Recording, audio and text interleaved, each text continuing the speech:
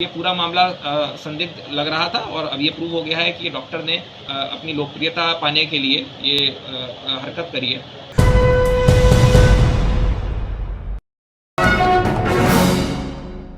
आजकल mainstream media को अगर कोई मुद्दा मिल जाता है, खास तौर से किसी मामले में ये देखने में आता है कि वो कोई क्राइम हुआ है या क्राइम की किसी को धमकी दी गई है और उसमें इस तरह का कोई एंगल मिल रहा है कि उसमें हिंदू मुस्लिम किया जा सके और मुसलमान उसमें आरोपी है, तो उस पर लगातार बहस शुरू हो जाती है। कल एक ऐसा ही मामला गाजियाबाद का सामने आया। एक डॉक्टर ने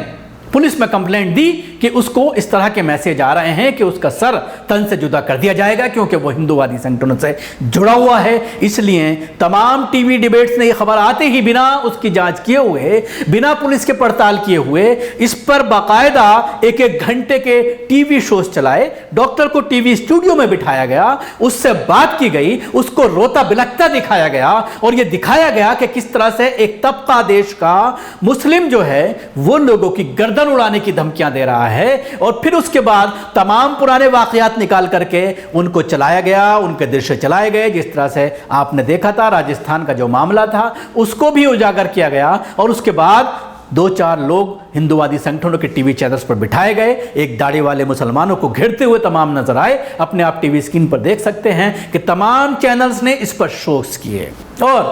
पूरी मुसलमान कम्युनिटी को कटघरे में खड़ा किया गया। पूरे मुस्लिम कम्युनिटी के ऊपर सवालात खड़े किए गए कि अगर आप सल्लल्लाहु अलैहि वसल्लम के खिलाफ कोई गुस्ताखी करता है तो क्या उसका सर तन से जुदा कर दिया जाए। ये सवालात मुस्लिम पैनलिस्ट से जो कथाकथित दाढ़ी वाले बैठे होते हैं, जिनके पास कोई जवाब देने को नहीं बनता, कोई तैयारी नहीं होती, कोई स्टडी नहीं होती, सिर्फ अपनी बेइज्जती कराने के लिए चैनल पर जाकर के बैठते हैं। और मुसलमान बार बार इन लोगों से गुहार लगा रहे हैं कि बराए मेहरबानी टीवी शोज में जाना बंद कीजिए, लेकिन उसके बावजूद इस तरह के लोग मानने को तैयार नहीं है। तो ऐसे चैनल्स पर अपनी बेइज्जती कराते हुए ये दाढ़ी टोपी वाले नजर आए और बार बार मुसलमानों को कटघरे में इन शोज के जरिए खड़ा किया गया। कुछ थंबनेल्स मैं आपको दिखाना चाहूंगा। टीवी चैनल्स में जो डिस्कशन हुआ है कल, वो आप देखिए किस तरह से इस पूरे मामले को लेकर, और फिर न सिर्फ डिस्कशन बल्कि ट्विटर पर भी इस पूरे मामले को उठाया गया और पूरी मुस्लिम कम्युनिटी को खड़ा किया गया कटघरे में। और ट्विटर पर लोग, हिंदूवादी संगठनों के लोग टूट पड़े। लेकिन भला जानिए गाजियाबाद पुलिस का कि कुछ ही देर बाद गाजियाबाद पुलिस के जरिए इस चीज का खंडन किया गया और यह कहा गया कि डॉक्टर ने खुद सस्ती लोकप्रियता पाने के लिए, अपने आप को हाईलाइट कराने के लिए, हिंदूवादी संगठनों के जरिए अपने आप को सहानुभूति पाने के लिए, हिंदुओं के जरिए अपने आप को पीड़ित बताने के लिए उसने ये पूरी साजिश रची थी। और इस साजिश से पूरा पर्दा उठ गया। पहले मैं आपको गाजियाबाद के एसएसपी की वो बाइट सुनवाना चाहूंगा जिन्होंने इस पूरे मामले का खुलासा करते हुए ये कहा है कि डॉक्टर ने ही इस पूरे मामले की साजिश रची थी। इसमें हम लोग को ये पूरा मामला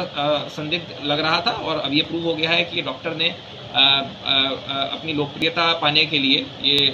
हरकत करी है। अब आइए मैं आपको पहले डॉक्टर का वो एक छोटा सा क्लिप दिखाना चाहूंगा जिसमें वो रोता बिलखता नजर आ रहा है और अपने आप को पीड़ित बता रहा है।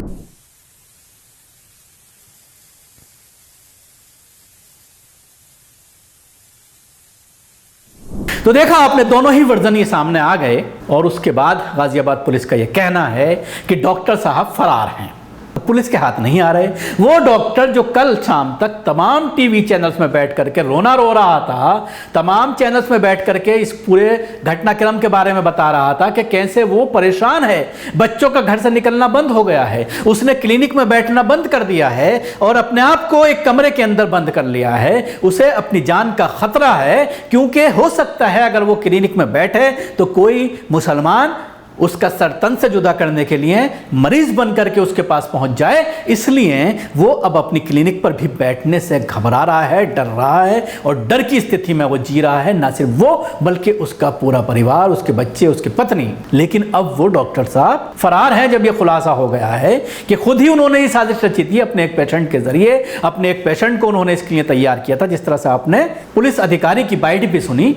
लेकिन सवाल ये खड़ा होता है कि क्या कोई भी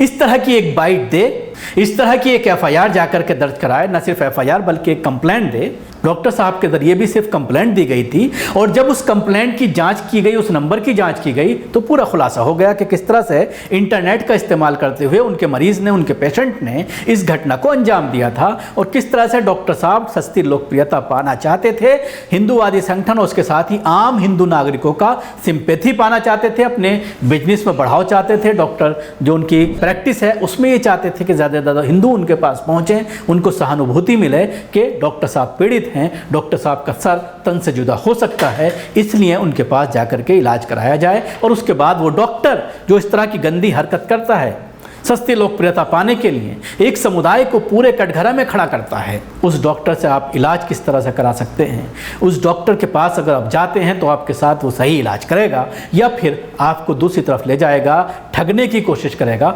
इसका भी आप अंदाज़ा लगा सकते हैं। लेकिन अब ये देखने वाली बात होगी कि कब तक ये डॉक्टर फरार रहता है। एक बड़ी कामयाबी गाज़ियाबाद पुलिस की है, और साफ तौर पे मैं कहना चाहूँगा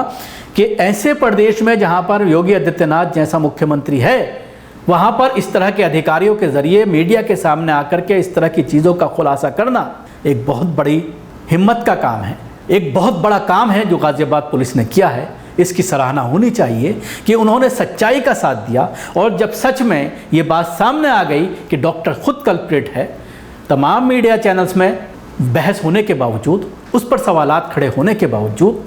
पुलिस ने इसको एक्सपोज किया, और न सिर्फ एक्सपोज किया बल्कि बाकायदा मीडिया में आकर के उसकी बाइट दी, खुलासा किया, और ये बताया कि किस तरह से डॉक्टर खुद साजिश करता है और उसकी तलाश पुलिस कर रही है। तो जाहिर सी बात है समाज में इस तरह के लोगों को पहचानने की ज़रूरत है, और पुलिस को बिल्कुल गाज़ियाबाद पुलिस की तर्ज पर काम करने की ज़रूरत है, ताकि जो देश में एक नफ़रत का माहौल बनाया जा रहा है, हिंदू मुसलमान में जिस तरह से एक दरार पैदा की जा रही है,